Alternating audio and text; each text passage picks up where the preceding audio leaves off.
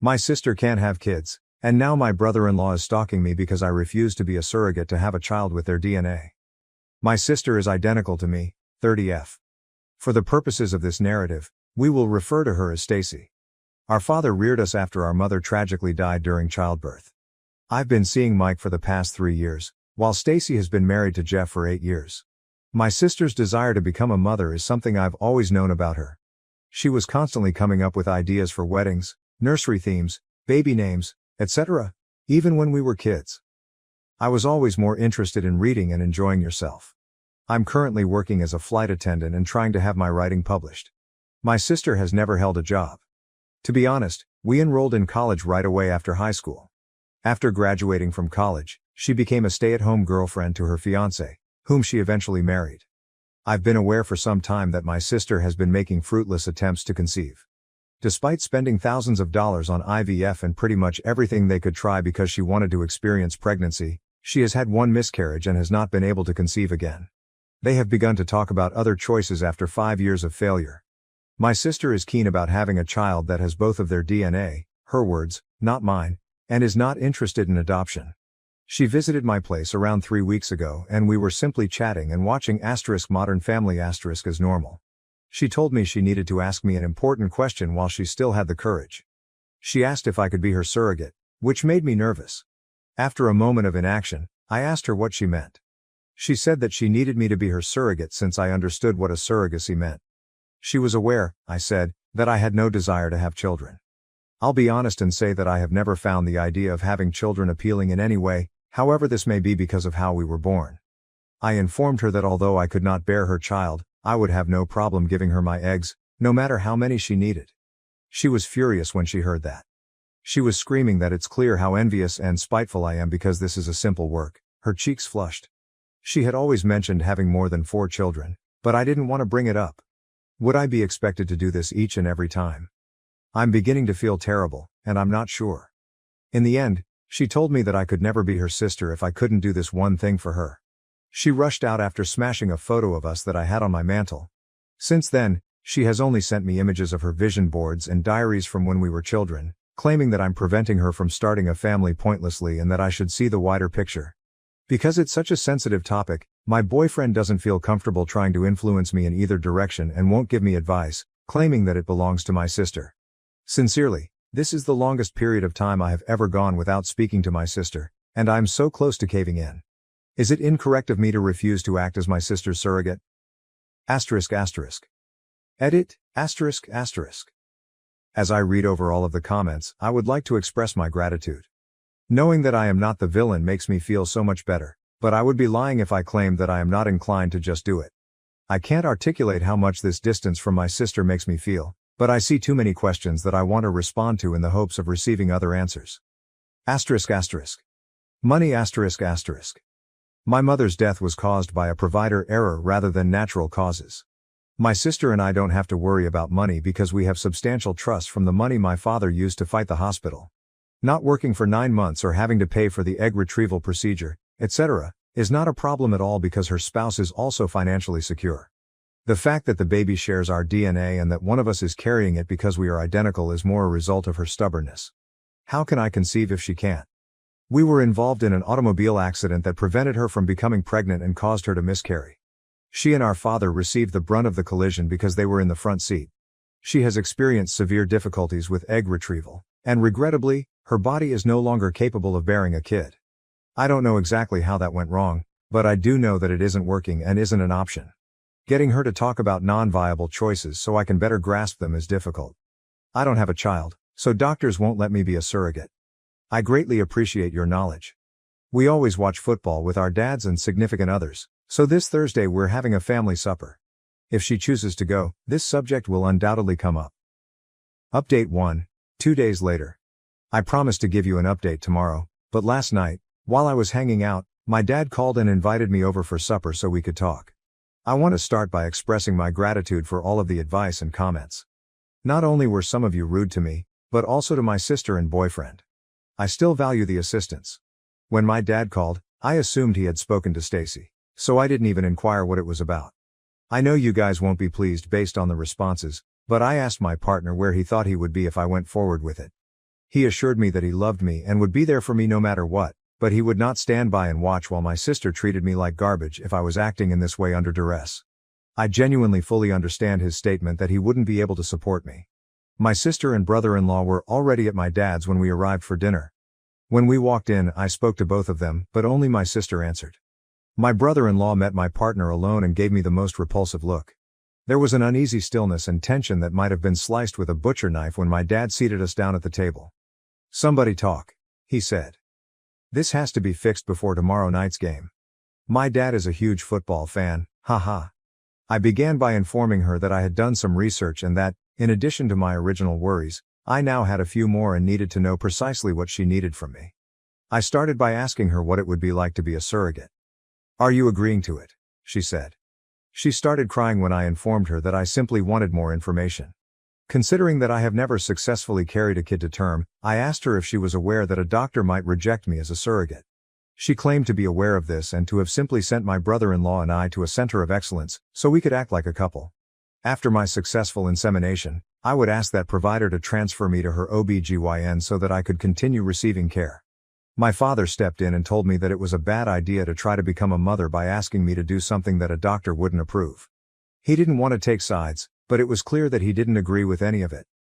My brother-in-law interrupted him by saying, "Don't try to berate my wife with these stupid questions." After he asked her why she felt so uneasy about the thought of a surrogate. "Discuss with your self-centered daughter the reasons for her inability to assist her sister." That changed the atmosphere right away. When my partner called me a B***, he began to yell at me. My father told him that he was not allowed to treat his daughters disrespectfully in his house. Everything simply caught fire. My sister was sobbing and pleading with me to do her this favor. I was afraid and didn't want to die, so I told her that I would switch places with her if we could. That was probably the first time I had ever spoken that out. After that, we were unable to settle any further issues. My brother-in-law lost his temper and refused to apologize, so my dad asked him to leave. As he was leaving, my sister invited me to come chat to her alone on the porch and told him she would meet him in the car. She said she was simply on edge and it had been hectic, and she apologized for her husband calling me a B***tech when we went out. I told her that we needed to work things out and that she shouldn't apologize for him. "You don't get it, you don't understand," she said repeatedly as she urged me to think again. She told me that her in-laws had cruelly joked at one of their recent dinners that she was a murderer, referring to the kid she lost, when I pushed her for further information. She claimed that when she questioned her husband about why he didn't defend her during the joke, he responded that it was true. He made strange remarks about how he was eager to see their child's appearance and that she couldn't make up for it. She suggested that I carry the child, and he was completely on board with the idea since he claimed he would never be able to look into a child and see pieces of both of them. She thought it was her idea, but the way she stated it, it sounded like he sowed the seed. She stated she only wanted my assistance to get things back to normal because she hadn't seen him so enthusiastic since the baby. I tried to tell her that what she was attempting to accomplish was incorrect and that nothing would ever be normal again. She replied she would call me later, but he began honking the horn and hurried her to the car. I am not even willing to donate my eggs so that she might have a child with him, even though I feel like I might lose my sister. I looked into the egg donation procedure as you suggested and wow, it was quite different from what I had anticipated. Her divorcing him is what I want. I will never assist her in having children with that man. I honestly believe that before I ever let her implant his child in me or use my eggs to even conceive a child with him, I would serve as a surrogate for her to become a single mother. I was unaware of how much shame his family was forcing on her. Every time my phone rings, I literally jump at it because I know she will be calling soon and I will have to let her know. I can't and won't do this. Even though I'm afraid I'll lose my sister. I appreciate all of your help, but I probably won't update anymore. Update 2, 1 week later. Although I know I promised to stop updating, a lot has happened, and I can't even begin to describe the strange sense of comfort I get from writing my insanity on this page. Many of you advised me to use greater caution around my brother-in-law out of concern that he would turn violent. I'm kicking myself now for not paying attention. I believed this to be a minor setback and that I knew my family well enough. How incredibly gullible of me. The day after he called me a B***, my sister called me back the next morning, but I was in the shower and missed the call. There was no answer when I called back. Before we arrived at my father's place that evening for football, the day was typical. My sister had just in after kickoff. My dad was asked to step outside and speak with her spouse. Since the game was on and he had the option of waiting until the commercial break or coming in and apologizing like a man in front of everyone who saw him treat me disrespectfully, my dad said no. She inhaled and pointed out that he wasn't being entirely honest. My father became enraged when she attempted to make similarities to a past circumstance. He apologized for failing her as a father and assured her that he didn't train her to be weak and insignificant for a man. He also added that whatever he did led her to believe that this was the way to have a healthy relationship. Without saying another word, she simply rushed out as her eyes began to water. After the game, I had a smashed front passenger window and 2 flat tires when I went outside to my car. After putting 2 extra tires on the automobile and towing it into his garage with his truck, my dad instructed me to take his second car. "Don't worry," he replied. He would fix the car and I could come retrieve it whenever I had time. I said no when he asked if I wanted to spend the night. My sister didn't pick up when I called her. "I can't believe this is where we are," I texted her, adding a few more words to keep some of it hidden. "It should never be necessary to destroy your family in order to love a man." "That's the problem," she said in response. "You refuse to assist me in rebuilding my family, which has already been ruined." After that, I tried phoning her again, but she didn't pick up. I saw a car following me on the way home. Upon gaining a clearer perspective, I recognized the vehicle as belonging to my sister's mother-in-law. She has an extremely unique car decal that I have never seen anywhere else, which is the only reason I knew this. In a panic, I called my boyfriend and asked him to come back to my house. The automobile came up behind me as I pulled into my driveway. Fortunately, by the time my brother-in-law exited his mother's car and attempted to approach me, my partner was turning down the street. My boyfriend was shouting at him as he ran out of his car. Jeff began shouting right away. "I simply wanted to apologize. I only wanted to say I'm sorry." After a brief altercation with my boyfriend, Jeff returned to his mother's vehicle and drove away. Although it didn't seem deliberate, he did collide with my boyfriend's car throughout the process, and it is still operable. I must admit that after this, I no longer felt quite at home. I haven't actually been home since I packed my bags and left for my boyfriend's house. Even though I know I will eventually have to return, I'm not entirely sure I want to. Even if my dad installed a camera and floodlights to the driveway and back door. Yes, I did contact my sister, but neither that evening nor the next day did she reply in any way. Then I began to see a black automobile following me one day and a red one the next. I know you could say I was frightened and only dreaming, but I would see them begin to follow until I drove in the direction of the police station, as instructed by my dad, and then they would stop as soon as they saw the station. I joined a few pals for breakfast on Sunday to celebrate a friend's impending nuptials and talk about the specifics of the bridal shower. The waiter approached me and informed me that there was an emergency and that my spouse was up front. I walked up to see my brother-in-law, assuming it was my boyfriend and she was just misinformed. In an attempt to avoid creating a commotion, I walked up to him, spoke softly, and told him to go or I would contact my father. He informed me that he just wanted to apologize because everything had just gotten out of hand. It was odd since we were sort of in the doorway and people were rushing in and saying, "Excuse me." I therefore proposed that we move outside to clear the area. He stated he didn't mean to call me a bitch and apologized when we got outside. I interrupted him when he said that I didn't understand how difficult it was for him.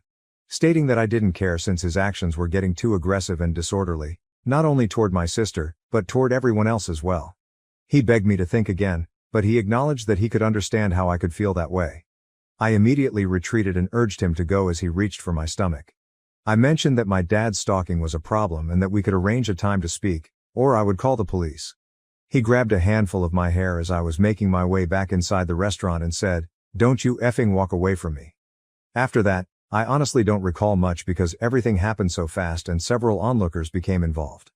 Although he ultimately ran away before the police could reach him, a report was made. Similar to what happened at the restaurant, he attempted to approach my airport terminal 2 days earlier, claiming to be my spouse and informing them of an emergency. He refused to leave and was taken into custody. Naturally, he received bail and has since started sending me the most disgusting messages. After the performance he gave at my employment, my sister did leave him. She has been pleading with me to drop the charges, using her current residence with our father as justification. Despite my actual scalp bleeding from the force with which he pulled my hair and the minor scratches on my arms and neck from when he continued to act aggressively when strangers attempted to assist, she has been certain that he did not hit me at the restaurant. In some of the texts he sends me, he describes the horrible things he will do to me, such as how he will get me pregnant and keep me with him forever. How he knows I am the woman who will give birth to his kid and how if I don't make things easy for him, we will both pass away before he quits up. Just some extremely alarming things. All of these are coming from different texting applications because I banned his number. When I told the police, they indicated that nothing could be done until he took action because there was no way to verify that it was him. I literally live in constant fear. In addition to the usual safety measures I take, I'm taking even more care now that my boyfriend takes me to work. I have trouble falling asleep.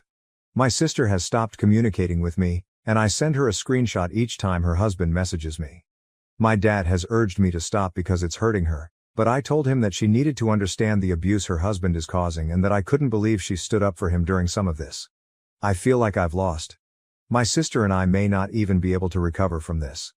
I feel awful because I feel like I've essentially taken over my boyfriend's life.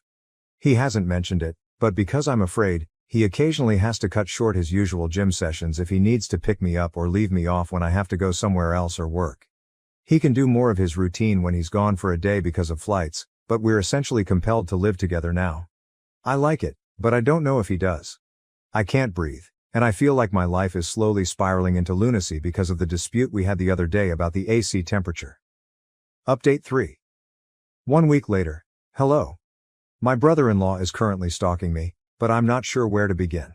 He wants me to have his child, but I don't want to delve into the specifics.